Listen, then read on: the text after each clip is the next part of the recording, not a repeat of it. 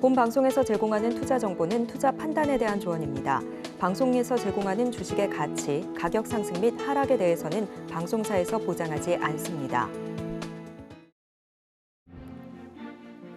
간밤 뉴욕에서 생긴 일 쉽고 빠르게 전달드립니다. 글로벌 증시와이드 출발합니다. 이소연입니다. 미증시는 오늘 추수감사절을 맞아 휴장합니다. 다만 그 사이 유럽은 프랑스 국채금리가 장중 그리스를 추월하는 등 내각 붕괴 우려가 맴돌고 있고요. 또 독일의 11월 CPI는 예상치를 하회한 수치로 밝혀졌습니다. 또 22 총재는 트럼프와의 긍정적인 협상에 대한 가능성을 시사하기도 했는데요. 더 자세한 소식은 이어지는 글로벌 헤드라인 통해서 설명드리겠습니다. 화면 보시죠. 첫 번째 소식입니다. 멕시코 대통령이 미국과 캐나다와의 교역이 무선이라면서 미국과의 관세 전쟁은 없을 것이다라고 못을 박았습니다. 한편 멕시코 정부는 멕시코 내 BYD 공장 설립에 대해서 마냥 반길 수 없는 입장이 됐습니다. 자, 그럼 두 번째 헤드라인도 살펴보시죠. 두 번째 소식입니다. 2008년 글로벌 금융위기를 미리 예견한 것으로 잘 알려진 루비니 교수가 자산을 지키길 원한다면 비트코인을 멀리해야 한다라고 설명하고 있습니다. 이와 관련해서 비트코인은 모든 거품의 어머니라고도 설명하고 있습니다. 자, 그럼 세 번째 헤드라인도 살펴보겠습니다.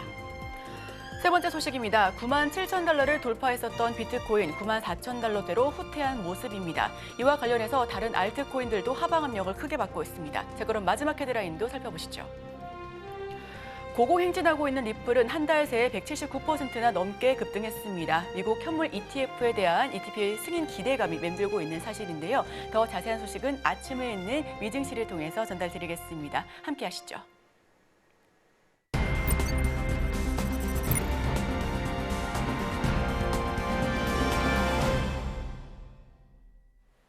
아침에 읽는 미증시 이야기 종목 브리핑 전해드립니다. 오늘은 추수감사절로 인한 증시 휴장으로 종목별 이슈와 미증시 관련 소식 정리해드립니다. 첫 번째 소식입니다. 마이크로소프트가 미국에서 광범위한 반독점 조사에 직면해 있습니다. 로이터는 미국 연방거래위원회 FTC가 마이크로소프트에 대해 소프트웨어 라이선스 및 클라우드 컴퓨팅 사업을 포함해서 광범위한 반독점 조사를 시작했다고 보도했는데요.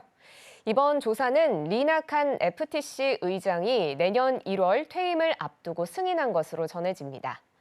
블룸버그는 FTC가 이번 조사를 위해서 지난 1년여간 마이크로소프트의 경쟁사와 협력사 등과 긴밀하게 소통했고 준비한 정보 요구서만 수백 쪽에 달한다고 보도했습니다. FTC는 마이크로소프트가 생산성 소프트웨어 시장에서 지배적인 위치를 남용해 고객이 애저 클라우드 서비스에서 다른 경쟁 플랫폼으로 데이터를 이전하는 걸 방해하기 위해 징벌적 라이선스 조건을 부과했다라는 의혹을 조사 중입니다. 또 사이버 보안 및 AI 제품과 관련한 관행도 조사하고 있는 것으로 전해집니다. 다음 소식입니다. 메타 플랫폼스의 수장 마크 저커버그가 트럼프 당선인을 말어라고 해서 만나 만찬을 가졌습니다. 그간의 불편했던 두 사람의 관계가 개선되는 자리가 됐을 것으로 보이는데요.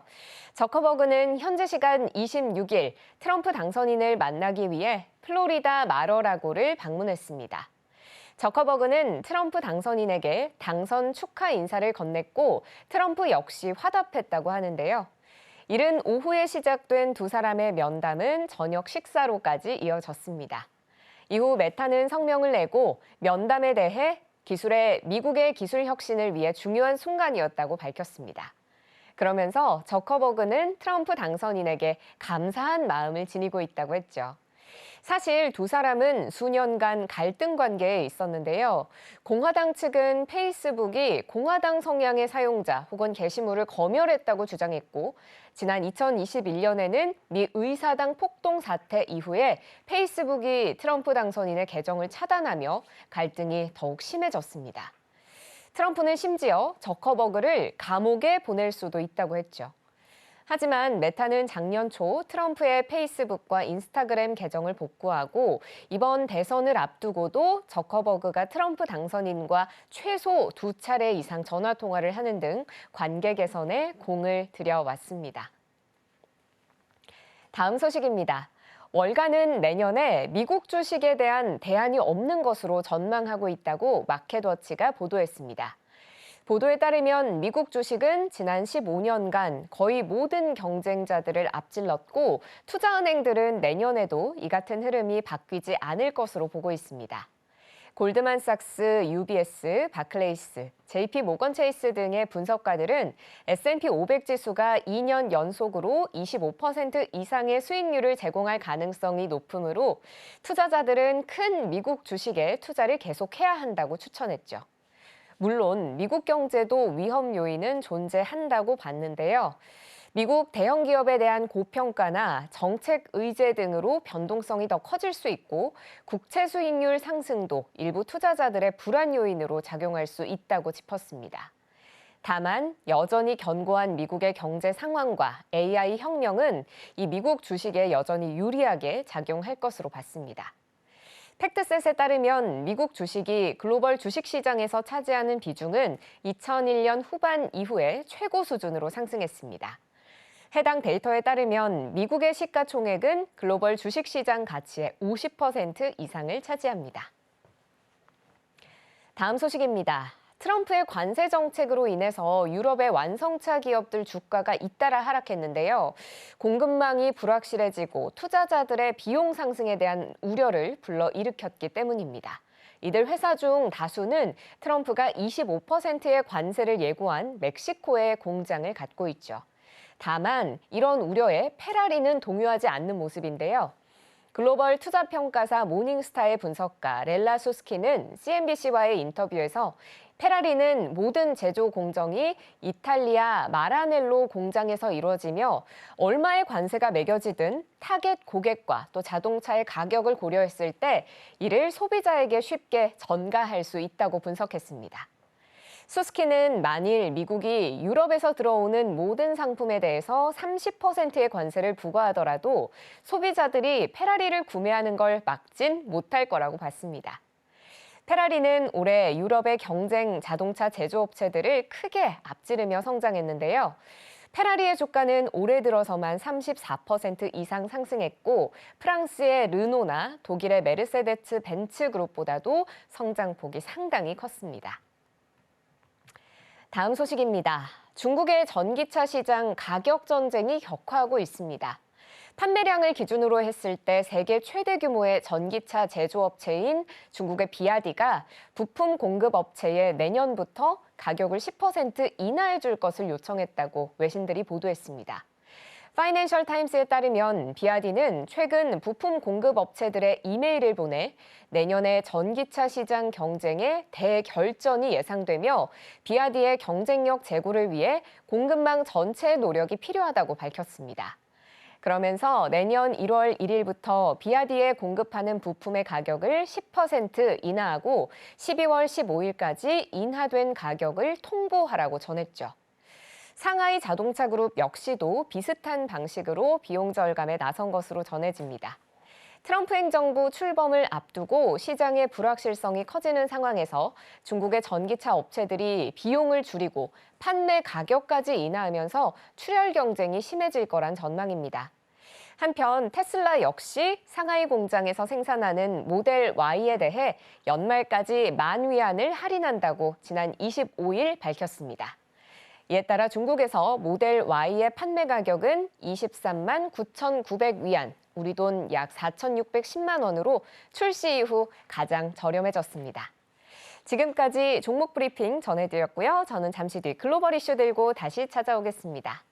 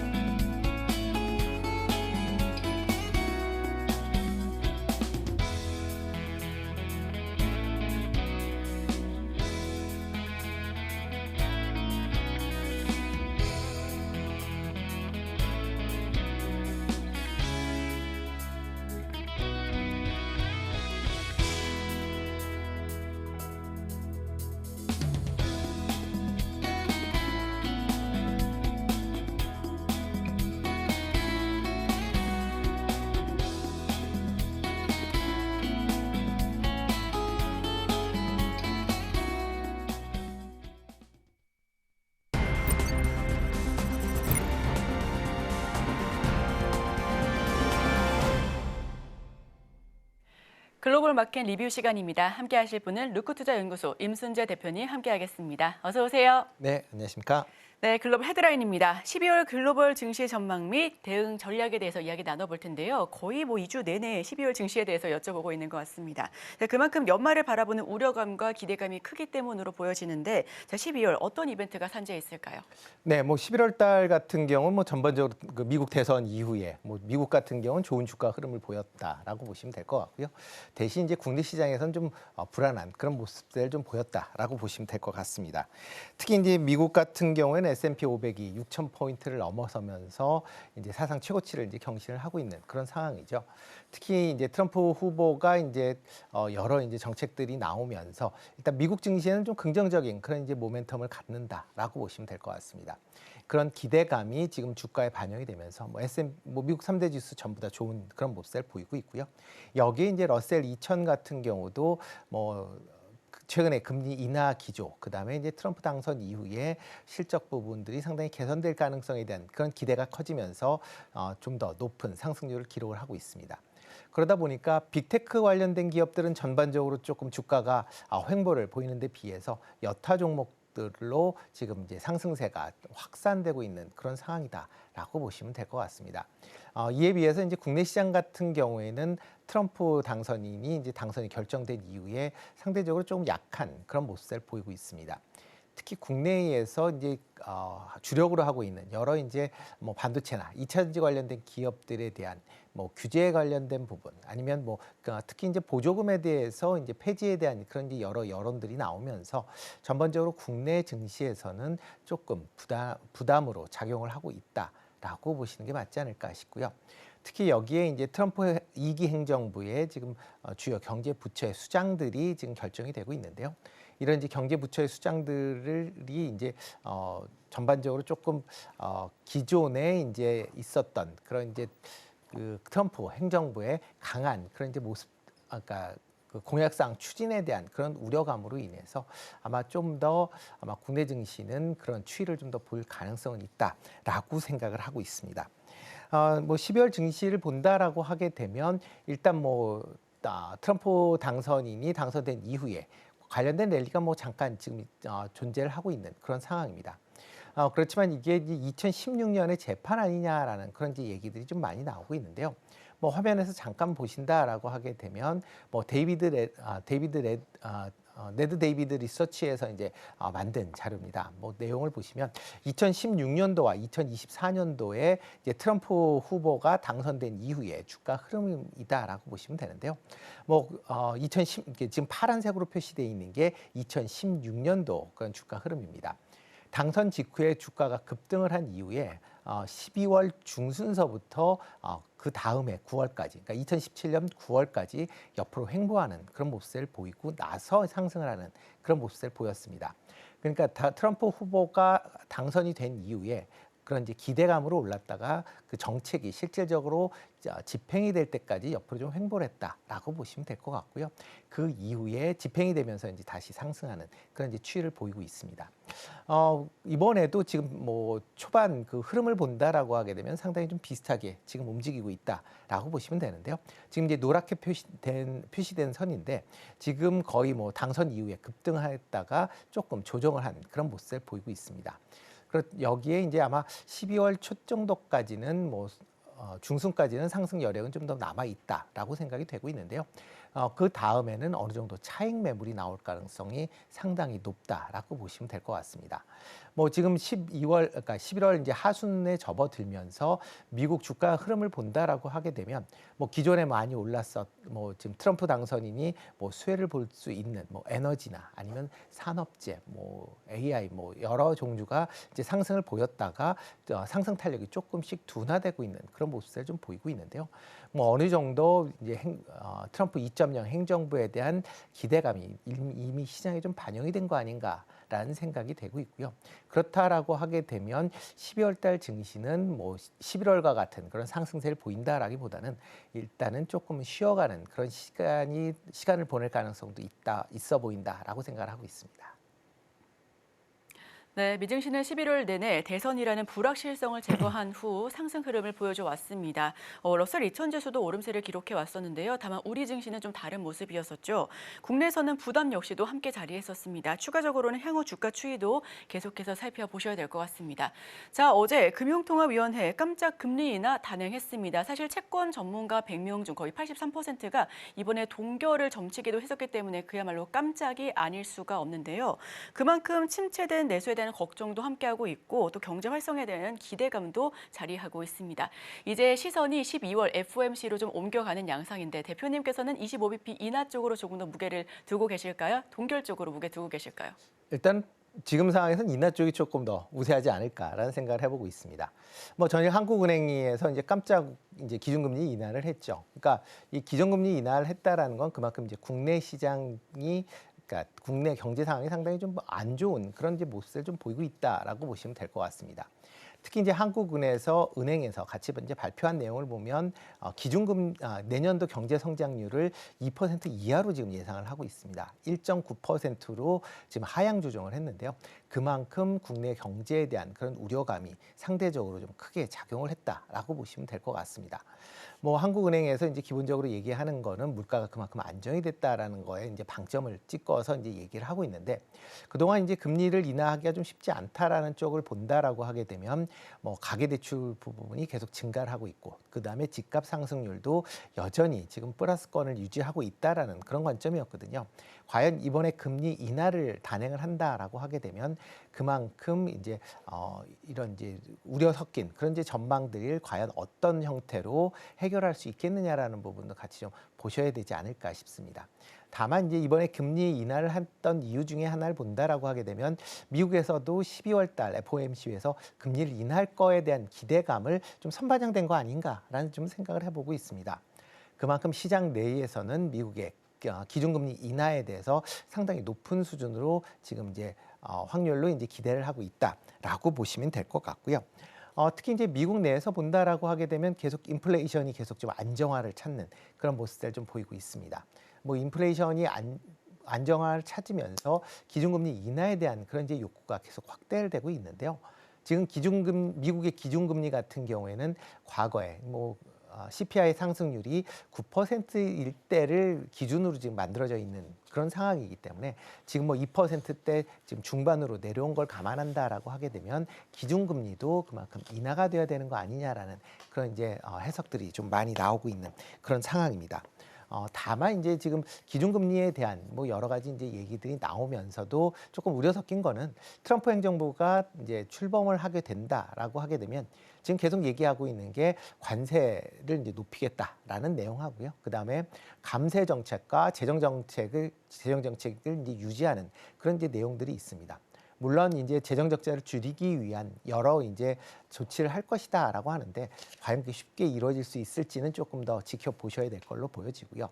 만약 이렇게 뭐 트럼프 행정부 내에서 뭐 인플레이션이 뭐 특히 관세로 인해서 인플레이션이 다시 재상승한다라고 하게 된다라고 하게 되면 미국에서도 기준금리를 추가적으로 인하하기는 상당히 좀 어려울 가능성은 있어 보입니다. 그렇기 때문에 이제 트럼프 행정부가 들어가기 전에 미리 선제적으로 아마 25bp 정도는 낮출 수 있지 않겠느냐라는 기대감이 시장에 있다라고 보시면 될 것 같고요. 이와 더불어 이제 미국의 주요 연준 인사들도 12월 달에 기준금리를 인하할 것이다라는 뭐 그런 뉘앙스의 반응을 하고 있습니다. 뭐 파월 의장 같은 경우도 지금 12월 기준금리 인하를 뭐 암시를 했고요. 그다음에 대표적인 이제 매파인 미니애폴리스 연은 총재인 닐 카시카리 같은 경우도 지금 분위기로는 뭐 기준금리 인하에 대해서 좀 더 무게를 싣고 있는 그런 상황입니다. 그렇다라고 하게 되면 뭐 기준금리 인하 쪽으로 조금 더 무게를 실는 게 맞지 않을까 싶고요. 그러다 보니까 시장에서도 지금 기준금리 인하에 베팅을 좀 더 많이 하고 있는 그런 상황입니다. 뭐 대표적으로 이제 CME 패드워치 같은 경우에 지금 12월 달 기준금리를 이제 본다라고 하게 되면 지금 인하 확률이 70%로 뭐 동결 확률 30%를 뭐 압도적으로 높게 이제 상회를 하고 있는 그런 상황이다라고 보시면 될 것 같고요. 뭐 특히 지난주에 이제 기준금리 인하 확률이 56%였는데 그거에 비해서 이제 큰 폭으로 상승을 하면서 아마 인하 쪽으로 좀 더 무게를 잡을 가능성은 있다라고 생각을 하고 있습니다. 다만 이제 12월 달에 기준금리 인하를 한다라고 해서 과연 내년에도 기준금리를 연속적으로 인하를 할 수 있겠느냐라고 보면 그건 좀 아닐 가능성은 좀 높다라고 지금 시장에서는 예측을 하고 있는데요. 지금 이게 이제 CMA 패드워치에서 나오는 이제 그 기간별로 인하 확률에 대한 그런 표다라고 보시면 될 것 같습니다. 지금 뭐 12월 달에 기준금리를 한번 인하한다라고 하게 되면 내년 3월까지는 기준금리를 뭐 동결할 가능성이 좀 더 높아 보인다라고 보시면 될 것 같고요. 그 외에 이제 5월에 한번 기준금리를 낮추고 그다음에 9월에 기준금리를 낮추는, 그러니까 내년에 한 2번 정도 기준금리를 낮출 것이다라는 이제 그런 이제 기대가 지금 반영이 되고 있다라고 보시면 될 것 같은데, 일단 이거는 뭐 어떻게 될지는 좀 더 지켜보셔야 되는데, 특히 트럼프 행정부가 어떠한 형태의 이제 관세나 그다음에 이제 재정 정책을 취할 것이냐에 따라서 이런 이제 뭐 베팅도 다시 달라질 수 있으니까 그런 부분도 같이 감안해 보셔야 되지 않을까 싶습니다. 네, 이번 한국은행의 금리 인하는 12월 FOMC 금리 인하에 대한 선제적 조치인 것으로 보여지고 있습니다. 우리로선 한미 금리 차에 대한 고려를 안 할 수도 없는 상황이고요. 또 여기에 더불어서 12월 FOMC는 70% 이상으로 스물컷에 대한 가능성이 높다라는 부분 역시도 참고해 주시면 좋겠습니다. 자, 추수감사절 휴장을 앞두고 기술주 차익 매물이 나왔습니다. 그 시선이 가상자산 쪽으로 흐르나 했더니 오늘 새벽에 보니까 또 그거 역시도 아니었었고요. 자, 트럼프 당선인의 칩스법 재검토 소식과 함께 관세 역시 부담으로 작용하고 있습니다. 기술주를 압박하는 모양인데 12월 기술주 향방은 어떻게 바라보고 계실까요? 네, 뭐 미국 증시 같은 경우는 이제 기술주가 상대적으로 이제 못 올랐죠. 그러니까 빅테크 기업들이 상대적인 이제 오름세가 적고, 이제 그 외에 여러 이제 다른 섹터의 기업들의 강한 모습세가 이제 이어지고 있는 그런 상황입니다. 그렇다라고 하게 되면 기술주에 대해서 그럼 뭐 그동안 못 올랐기 때문에 다시 상승할 수 있겠느냐라고 보면 일단 기술주는 좀 더 지켜보셔야 되지 않을까라는 좀 생각을 해보고 있습니다. 일단 트럼프 당선인의 향후 정책의 불확실성이 여전히 지금 남아 있는 그런 상황이고요. 뭐 여러 가지 이제 아직 이제 출범이 안 했기 때문에 여러 가지 이제 의견들이 지금 시장에서 계속 나오고 있는 그런 상황입니다. 대표적인 게 이제 칩스법이다라고 보시면 되는데, 일단 뭐 지금 여러 이제 그 트럼프 그 내각에 지금 이제 지명이 되어 있는 사람들 얘기로 보면 칩스법에 대해서 상당히 좀 부정적인 그런 이슈를 갖고 있다라고 보시면 될 것 같고요. 뭐 이런 이제 부정적인 이제 이슈로 인해서 조금은 더 시간이 걸릴 가능성은 있다라고 보여집니다. 뭐 대표적으로 지금 정부 효율부의 이제 장관으로 공동 지명된 이제 라마스와이 같은 경우는 칩스법에 대한 이제 보조금이 상당히 이제 거부감을 이제 직접적으로 얘기를 하고 있는 그런 상황이고요.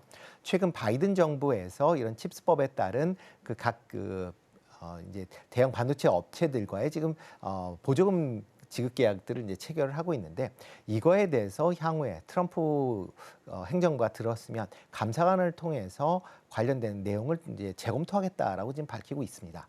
그렇다라는 얘기는 트럼프 행정부 내에서 지금 지급하기로 예정되어 있던 보조금에 대해서 재검토할 것이다, 아니면 뭐 다양한 이유를 들어서 아마 깎을 것이다라고 지금 얘기들을 하고 있는 거고요.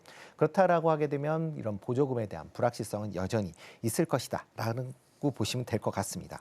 이와 더불어 이제 빅테크 관련된 기업들 같은 경우에 최근 달러 강세가 이어지면서 실적에 대한 우려감들이 나올 수밖에 없습니다. 특히 빅테크 기업들은 미국 이외에서의 매출이 전체 매출의 절반 이상을 차지하고 있기 때문에 달러가 강세를 보인다라고 하게 되면 그나마 매출 성장세나 영업이익이 순이익이 그만큼 줄어들 수밖에 없기 때문에 그런 부분도 지금 빅테크에 대한 우려감을 키우는 그런 내용이고요. 그리고 뭐 대중국 규제, 특히 이제 반도체에 대한 규제로 인해서 이런 이제 빅테크 관련된 기업들도 전체적으로 좀 부진한 그런 모습을 보이고 있습니다. 여기에 이제 AI 인프라에 대한 투자에 대한 우려가 다시 좀 재현될 가능성은 있습니다. 엔비디아 실적이 나오면서 이런 부분이 상당히 좀 없어진 측면은 분명히 있습니다. 그렇지만 이거를 실질적으로 이제 서버로 만들어서 판매하는 기업들의 가이던스가 조금 낮아지는 그런 모습을 보이고 있습니다. 특히 대표적으로 이제 HP나 델과 같이 미국의 이제 서버, 그러니까 이제 PC 업체, 근데 PC보다 이제 요즘엔 서버를 더 많이 팔고 있기 때문에 이런 서버에 대해서 약간의 우려가 지금 계속 나오고 있는 그런 상황입니다. 특히 이제 최근 들어 이제 AI 관련된 서버의 매출이 3분기 때 좀 부진한 그런 모습을 좀 보였다라는 게 시장에서는 AI 인프라에 대한 투자가 축소되는 거 아니냐라는 우려감이 있는데요. 뭐 회사 측에서 밝혔듯이 브레겔 공급이 이제 이루어질 걸로 예상이 되면서 일단 주요 수요처에서 지금 구매를 늦추고 있다라는 거고요. 뭐 브레겟 칩에 대한 지금 수요는 더 늘어나고 있기 때문에 수주 잔고는 더 늘어났다라고 얘기를 하고 있습니다. 그렇기 때문에 그런 걸 감안한다라고 하게 되면 너무 이제 이런 서버 업체의 실적에 너무 민감할 필요는 없다라고 보여지고요. 이런 뭐 상황을 이어진다라고 하게 되면 국내 반도체주의 움직임 같은 경우는 미국 기술주에 좀 연동할 가능성은 아직까지 높아 보인다라고 보시면 될 것 같습니다. 특히 이제 엔비디아의 주가 흐름에 따라서 최근 국내 특히 SK하이닉스, 뭐 삼성전자 전부 다 같이 연동돼서 움직이는 그런 이제 모습을 보이고 있다라고 보시면 될 것 같고요. 뭐 국내 업체 내는 일단 뭐 HBM에 대한 수요는 뭐 탄탄하다라고 지금 예상은 하고 있지만 레거시 반도체에 대한 수요 부진 우려는 여전히 지속되고 있는 그런 상황입니다. 이런 부분이 해소되기 전까지는 뭐 반도체 관련된 종목들이 뭐 다시 상승으로 반전하기는 조금 어려울 걸로 예상이 되고 있고요. 그렇다라고 하게 되면 당분간 현재 수준에서 박스권 움직임이 좀 더 이어질 가능성도 있다라고 생각을 하고 있습니다. 네, 레거시 반도체 수요 부진에 대한 우려가 지속될 가능성이 높고요. 여기에 따라 반도체 관련주 당분간 박스권 움직임이 예상된다 하는 부분까지도 짚어봤습니다. 그렇다면 지금 분위기에서 미증시 산타랠리 기대할 수 있는지에 대한 부분 역시도 궁금하고요. 추가적으로는 이 미증시 산타랠리를 이어갈 수 있는 주도할 섹터나 종목이 있다면 어떤 게 있는지도 궁금합니다. 네, 일단 뭐 산타랠리다라고 하게 되면 뭐 크리스마스 전 후로 해서 이제 올라가야 된다라고 네. 보시면 될 것 같은데요. 올해 같은 경우에는 산타랠리에 대한 가능성은 다른 해보다는 조금 낮아지는 거 아니냐라는 좀 생각을 해보고 있습니다. 뭐 가장 큰 이유는 그 전에 이제 보통 이제 산타랠리가 이제 있었을 때는 9월, 10월 달에 이제 주가가 전체적으로 좀 부진한 그런 모습을 보였기 때문에 그 이후에 이제 연말로 가면서 내년도에 대한 기대감을 키우면서 이제 산타랠리가 있었다라고 보시면 될 것 같습니다. 그렇지만 올해 같은 경우는 뭐 대선 이전인 뭐 9월, 10월 달 계속 좋았습니다. 뭐 특히 올해 전체적으로 본다라고 하게 되면 S&P 기준으로 보면 전년 대비 30% 넘는 그런 이제 상승세를 이어가고 있다라고 보시면 될 것 같고요. 아마 이게 연도별로 이제 상승세를 본다라고 하게 되면 아마 최근 한 뭐 20, 30년 내에 가장 높은 그런 이제 주가 상승률을 기록할 가능성도 있어 보입니다. 그렇다라고 하게 되면 이런 부분이 미리 이제 주가에 선반영돼 있을 가능성은 상당히 높기 때문에 그렇기 때문에 상대적으로 산타랠리 기간 동안에는 아마 주가 흐름이 그렇게 좋지 못할 가능성도 있다라고 보여지고요. 특히 이제 아까 이제 표에서 잠깐 보여드렸듯이 이제 트럼프 이제 당선인이 2016년도에 당선된 다음에 실질적으로 산타랠리라고 보기에는 조금 아쉬운 그런 이제 모습을 보였기 때문에 올해 같은 경우도 그런 이제 흐름이 좀 이어질 가능성은 좀 있지 않을까라는 생각을 해보고 있습니다. 뭐 산타랠리 사실 12월 연말까지 좀 좋을 것이다라고 흐름을 짚어내고는 있지만 그동안 9월, 10월, 11월 많이 오르기도 했었죠. 이 부분 역시도 참고해 주시길 바랍니다. 자, 트럼프 머스크에 이어서 이제는 베센트 랠리라는 단어까지 나오고 있습니다. 그도 그럴 것이 친시장 정책을 표방하고 있고요. 인플레이션을 어느 정도 억제하면서도 경제를 좀 부흥시킬 수 있다라는 기대감이 반영되고 있는 분위기입니다. 자, 여기서 국내 시장 영향은 어떨지도 굉장히 궁금한 포인트인데 어떻게 보실까요, 대표님께서는? 네, 뭐 베센트 랠리 같은 경우는 아마 그 지역적으로 보면 미국으로 좀 한정될 가능성은 좀 있다라고 생각을 하고 있습니다. 일단 베센트 랠리가 미국 시장에서 이제 생긴 가장 큰 이유는 베센트라는 인물에 대한 그런 이제 평가다라고 보시면 될 것 같습니다. 뭐 베센트 같은 경우는 이제 뭐 많은 분들이 이제 헤지펀드의 이제 창업자도 그렇게 알려져 있는 그런 분인데요. 뭐 옛날 이전에 그 처음서부터 이제 회사가 월가서부터 이제 직장 생활을 했던 그런 사람입니다. 대표적으로 과거에 소로스 펀드 내에서 소로스의 오른팔이다라고 이제 이름이 붙여질 만큼 핵심적인 역할을 했고요. 과거 이제 소로스 펀드에서 영국 파운드를 공격할 때 뭐 주도적인 그런 인물 중에 하나였기 때문에 그만큼 시장 친화적인 그런 이제 모습을 보이고 있다라는 게 미국 내에서의 긍정적인 평가다라고 보시면 될 것 같습니다. 특히 이제 트럼프 내에서 지금 현 내각에 임명돼 있는 사람 중에선 상대적으로 온건파로 지금 분류가 되고 있습니다. 특히 관세 정책에 대해서 급격하게 잔세가 올라가면 인플레이션에 대한 그런 우려가 재발할 수 있다라는 그런 부분은 이제 이미 얘기를 한 그런 상황이고요. 관세 정책이 뭐 목적이 된다라기보다는 향후에 이제 미국의 물건들을 많이 팔 수 있는 거기에 이제 재정 적자를 줄일 수 있는 그런 이제 도구로서의 이제 역할을 해야 된다라는 그런 입장을 지난 10월에 이미 표명을 했습니다. 그렇기 때문에 뭐 트럼프 정권 내에서 본다라고 하게 되면 이런 이제 트럼프 행정부의 강한 이제 어떻게 보면 강경한 그런 정책을 좀 완화시켜 줄 수 있지 않을까라는 이제 기대감을 갖고 있는데요. 그렇지만 뭐 내용을 본다라고 하게 되면 뭐 베센트 같은 경우도 트럼프 행정부의 일원입니다. 그래서 트럼프 행정부, 특히 이제 트럼프 당선인이 어떤 형태의 이제 정책을 할 것이냐가 결정이 되면 그거를 뭐 충실하게 이행하는 그런 이제 실행자의 역할에 머물 수밖에 없다라고 보시면 될 것 같습니다. 그렇기 때문에 아무리 본인이 뭐 시장적인 그런 이제 이미지를 갖고 있다라고 해도 실질적으로 그렇게 할 수 있느냐라는 부분은 좀 더 지켜봐야 되지 않을까라는 생각을 해보고 있고요. 뭐 향후에 뭐 국내 시장에서도 뭐 최근 들어 이제 관세 그러니까 인상이 좀 뭐 선택적으로 되지 않을까라는 그런 기대감을 갖고 있지만 그렇다라고 해도 만약 관세 정책에서 뭐 국내에서 관세율이 좀 낮아진다라고 하게 되면 그만큼 반대급부적으로 트럼프 쪽에서 많이 가져간다라고 보시면 될 것 같습니다. 그렇게 따지면 뭐 전체적으로 보면 우리나라 입장에서 보면 그렇게 좋은 그런 상황은 아닐 가능성은 있다라고 보여지고요. 그렇다라고 하게 되면 트럼프 행정부의 강경 일대에 비해선 조금 낮을지 모르겠지만 그래도 여전히 국내에서는 트럼프의 입에 좀 더 관심을 가지셔야 되지 않을까라는 생각을 해보고 있습니다. 네, 베센트 랠리. 우선 월가 친화적인 정책에 대한 기대감은 맴돌고 있지만 국내 증시 영향은 좀 제한적일 것이다라고 설명을 하고 있습니다.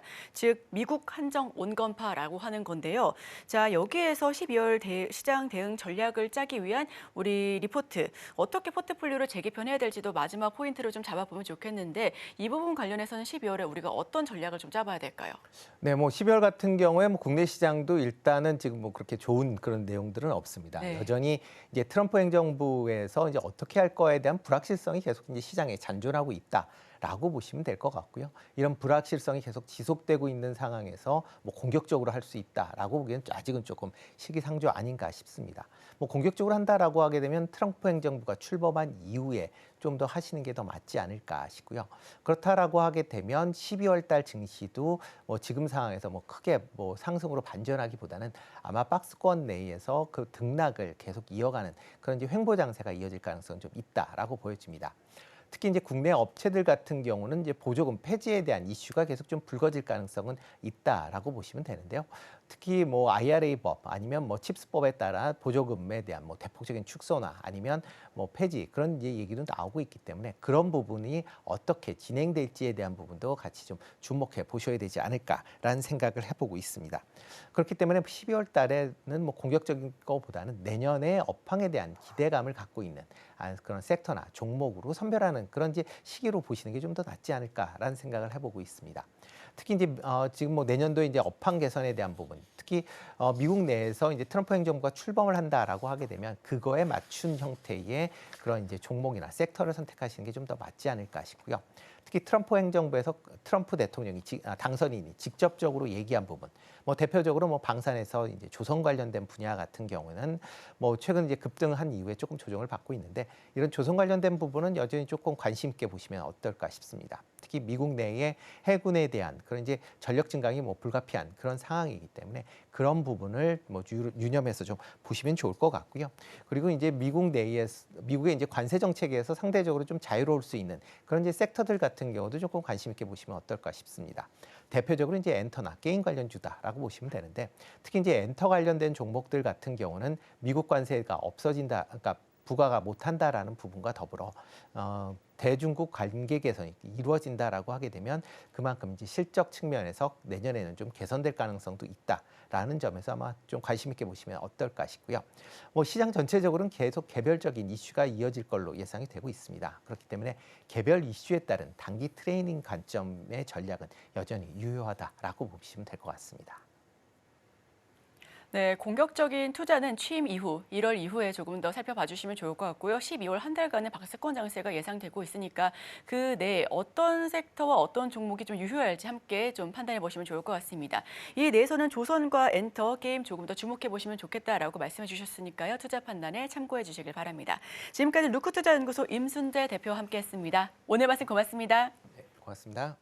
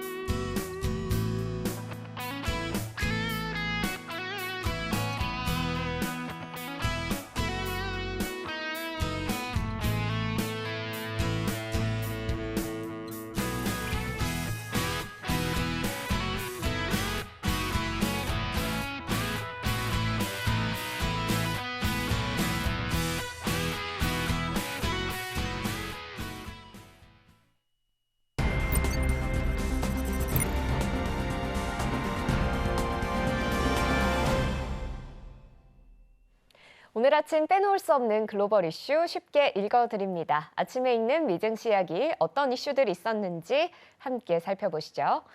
첫 번째 소식입니다.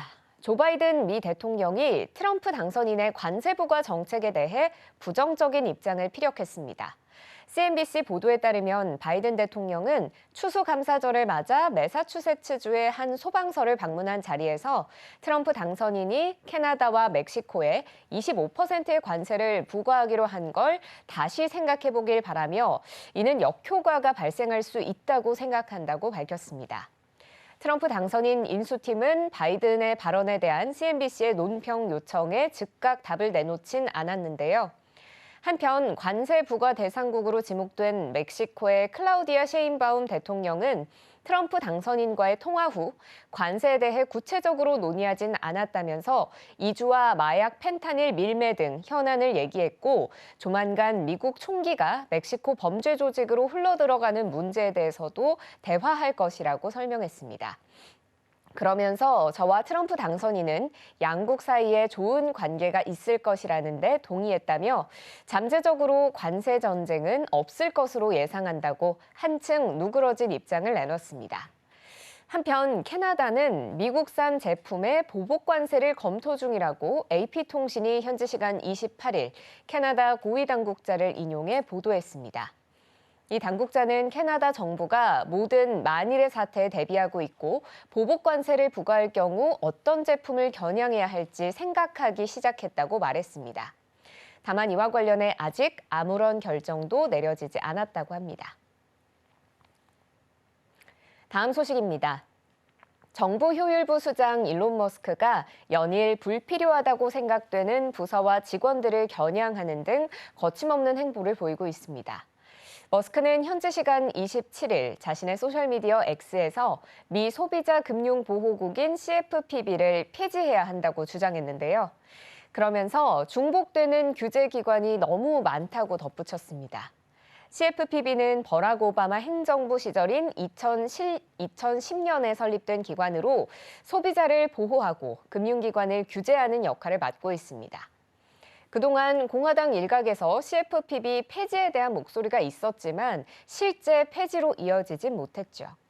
머스크는 또 자신의 X 계정에 기후 에너지 관련 공직자 및 책임자, 고문 등을 저격하는 글을 올렸는데요.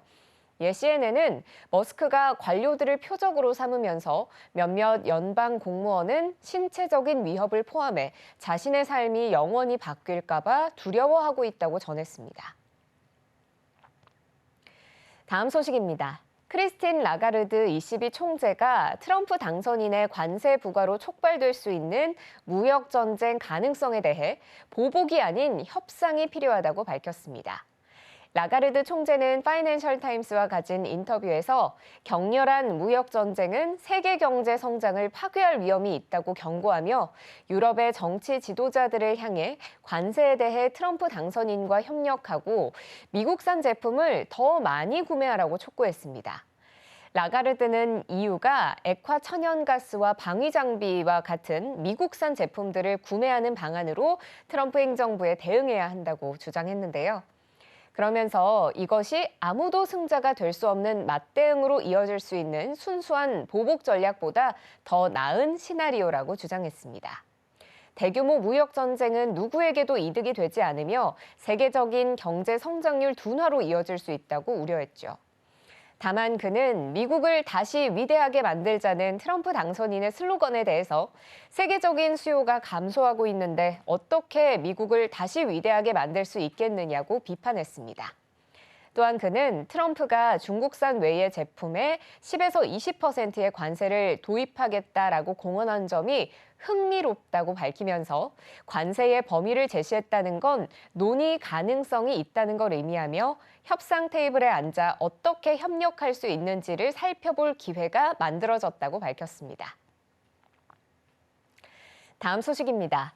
주요 글로벌 투자은행들과 리서치 기관들이 미국의 관세 위협의 여파로 중국 위안화가 약세를 보일 것으로 전망했습니다. CNBC가 13개 기관의 예측을 계산한 결과 이 기관들은 위안화가 2025년 말까지 달러당 평균 7.51 위안으로 하락할 것으로 전망했는데요. LSEG 데이터에 따르면 이는 2004년 이후 가장 약한 통화 수준이 될 것으로 보입니다. 캐피털 이코노믹스는 내년까지 위안화가 달러당 8위안으로 가장 크게 하락할 것으로 전망했고 BNP 파리바는 7.7위안, UBS와 모건 스탠리는 7.6위안, 골드만삭스는 7.5위안까지 달러 대비 위안화가 약세를 보일 것을 예측했습니다. 캐피털 이코노미스트의 조나스 골터만 부수석 시장 이코노미스트는 미국의 관세는 달러화 가치 상승으로 이어질 것이라며 미국과 무역이 밀접하게 연결된 국가의 통화가 가장 큰 폭으로 조정될 것이라고 밝혔습니다. 현재 중국인민은행은 중국 경제 부양과 동시에 위안화가 너무 큰 폭으로 하락하지 않도록 보호해야 하는 어려운 상황에 직면했는데요. BMI의 세드릭 체압 수석 이코노미스트는 달러당 위안화 값이 이미 7.3위안 수준에 근접해 있다며 이 수준을 넘어서면 중국 금융시장 변동성이 커지고 인민은행은 이를 피하고 싶어 할 것이라고 짚었습니다. 그렇지만 그는 중국이 위안화 하락 억제를 위해서 중국 경제에 부담을 줄 수 있는 금리 인상은 하고 싶어 하지 않을 것이라고 덧붙였습니다. 마지막 소식입니다. 일본 증시의 새로운 지수가 발표됩니다. 일본 최대 일간지 요미우리 신문이 니혼게이자이 신문의 니케이 지수에 맞설 새로운 주가 지수를 내놓는데요. 요미우리 신문은 어제 도쿄 증권거래소 상장사 333개 종목으로 구성된 요미우리 333을 출시한다고 밝혔습니다. 지수 산출과 관리는 노무라 신탁 리서치 앤 컨설팅이 맡게 되죠. 요미우리 신문은 지수 출시와 함께 연동된 뮤추얼 펀드와 ETF도 내놓을 계획입니다. 요미우리 신문은 주식 보유자가 적고 은행 예금자가 많은 일본에서 이 장기 투자를 장려하기 위해서 투자자들에게 전체 주식 시장을 판단할 수 있는 세 번째 옵션을 제공하고자 한다고 밝혔습니다. 지금까지 아침에 읽는 미증시였습니다.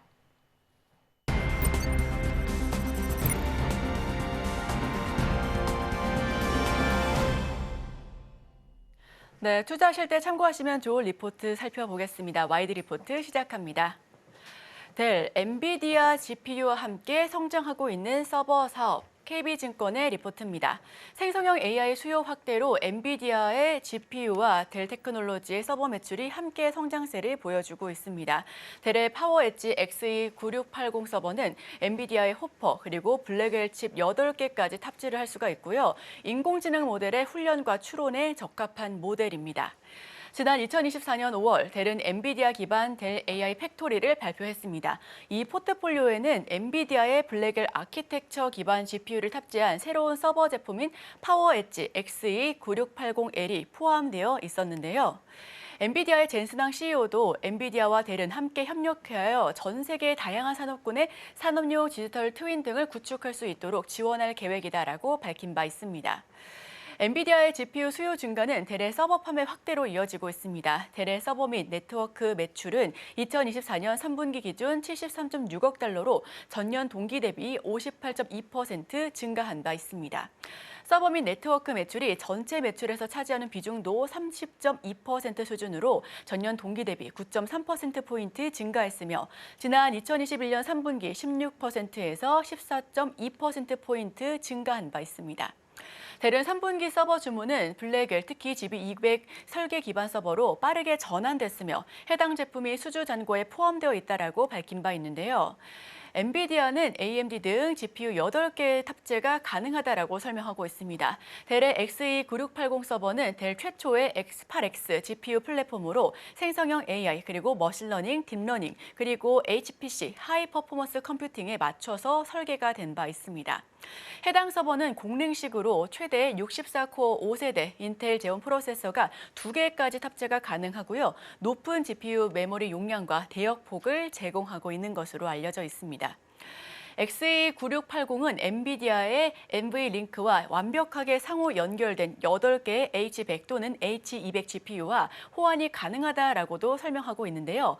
AMD의 인스팅크 MI300X GPU 포트를 갖추고 이더넷 연결이 가능한 8개 인텔의 가우디 가속기를 제공하고도 있습니다.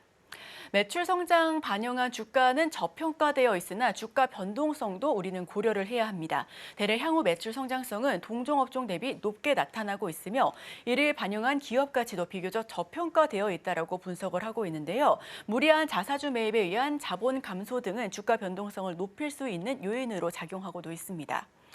때문에 운용 비중을 낮게 설정할 것을 권고하고 있습니다. 대래 향후 24개월 매출 연평균 복합 성장률을 반영한 기업 가치 배수는 15.7배로 시장의 88.6배와 반도체 산업 평균 43.7배보다 낮은 수준인데요. 이는 향후 매출 성장성을 반영한 현재의 기업 가치가 저평가되어 있다는 판단을 더욱더 높이고 있는 상황입니다. 하지만 대래 지난 4개 분기 주주 환원 총액은 45.4억 달러로 해당 기간 순이익 41억 달러를 넘어서고 있는 상황입니다. 이는 대래 자본 감소로 이어지면서 현재 마이너스 22.9억 달러를 기록하고 있는 상황인데요. 원활한 현금 흐름과 높은 자본력에 기반한 주주 환원은 견고한 이익 상승을 야기할 수가 있겠습니다만 대래 경우는 기초 체력을 넘어선 주주 환원을 진행하고 있기 때문에 이는 주가 변동성을 높일 수 있는 부분이라고 판단을 하고 있습니다. 엔비디아 GPU와 연계된 델의 매출. 우선 델은 엔비디아의 H100 GPU를 탑재한 파워 엣지 XE9680 서버를 판매하고 있습니다. 인공지능과 고성능 컴퓨팅 수요에 힘입어 매출 성장세가 두드러지게 나타나고 있는 부분인데요.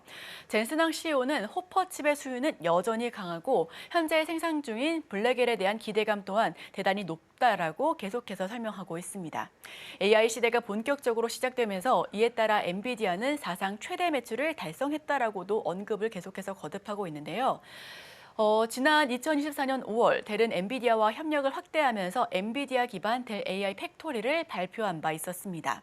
이 포트폴리오에는 엔비디아의 블랙엘 아키텍처 기반 GPU를 탑재한 새로운 서버 제품인 파워 엣지 XE9680L이 포함되어 있었다라는 부분이었고요. 이 서버는 4U 폼팩터에 8개의 엔비디아 블랙웰 텐서 코어 GPU를 장착해 높은 직접도와 에너지 효율성을 제공하며 다이렉트 액체 냉각 기술을 적용해 GPU와 GPU 냉각 효율을 향상시켰다라는 게 델 측의 설명입니다. 엔비디아 젠슨항 CEO도 생성형 AI는 AI 팩토리가 필수적으로 존재해야 하며 엔비디아와 델은 함께 협력하고 또 전 세계의 다양한 산업군의 산업용 디지털 트윈 등을 구축하도록 지원할 계획이다라고 밝힌 바 있습니다. 3분기 실적입니다. 델 서버 및 네트워크 매출 약 60%대 성장을 이뤘습니다. 엔비디아의 서버용 GPU 판매량 증가는 델의 서버 판매 증가로 이어지고 있는데요. 3분기 매출은 YOY 기준으로 플러스 9.5% 수준이고요. 243.7억 달러를 기록했습니다. 주당 순이익은 YOY 기준으로 14.4% 플러스를 보여주고 있는데요. 222.15 달러를 기록하고 있고요. 여기에 16억 달러의 영업 현금 흐름을 창출한 바 있습니다. 블랙엘 설계 기반 서버로의 빠른 전환도 보여지고 있습니다. 3분기 서버 주문은 블랙엘 특히 GB200 설계 기반 서버로 빠르게 전환되고 있고 해당 제품은 수주 잔고에 포함되어 있는 상황입니다. 델은 GB200 기반 서버 제품을 시장에 최초로 출하했고 블랙엘 기반 제품은 현재 램프업 및 생산 단계에 있으며 앞으로도 생산을 확대할 계획이라고 발표한 바 있습니다. AI 서버 파이프라인 성장과 함께 수주 잔고도 지속적으로 증가할 것으로 언급이 되고 있고요. 다만 부품 수령 및 출하 시점을 고려하게 된다면 4분기 출하량은 전분기 대비 소폭 감소할 수가 있겠습니다. 생성형 AI 수요 증가와 엔비디아 GPU 판매 약진으로 델의 향후 매출 성장성은 동종 업종 대비 높게 나타나고 있으며 이를 반영한 기업 가치도 비교적 저평가되어 가고 있습니다. 성장이 나타나고 있지만 아직 부족한 펀더멘탈, 주가 변동성을 키우는 요인이다라고도 판단을 하고 있는데요. 향후 매출 성장성을 반영한 델의 기업 가치는 상대적으로 저평가 국면이라고도 판단을 하고 있고요. 델의 향후 24개월 매출 연평균 복합 성장률은 반영했을 때 기업 가치 배수는 15.7배로 시장 대비 높은 수준이다라고도 평가하고 있습니다. 즉 낮은 수준에서 저평가 단계 국면에서 계속해서 오를 가능성이 높다라고 증권가는 판단하고 있는 겁니다. 자, 동종 업종에 속해 있는 인텔, 시스코, IBM 대비 높은 상황을 고려했을 때 엔비디아와 굉장히 큰 폭의 상승률을 보여줄 수 있다라는 부분이 증권가의 분석입니다. 자, 제가 준비한 소식 여기까지 전해드리도록 하겠습니다. 화면을 통해서 이번 주, 다음 주 일정들 확인해 보도록 하겠습니다.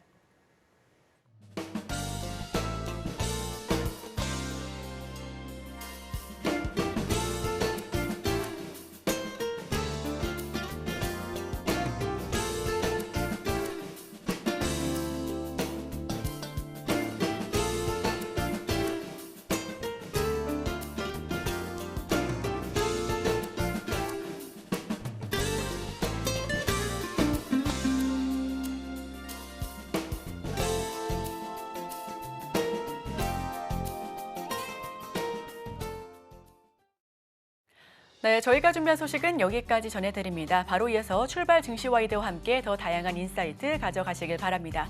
끝으로 본 방송에서 제공하는 정보는 투자를 위한 조언을 할 뿐 해당 종목의 상승 또는 하락, 가치 판단을 보장하고 있지 않습니다. 이 점 유의하시면서 투자 판단에 참고해 주시길 바랍니다. 함께해 주신 여러분, 오늘도 고맙습니다.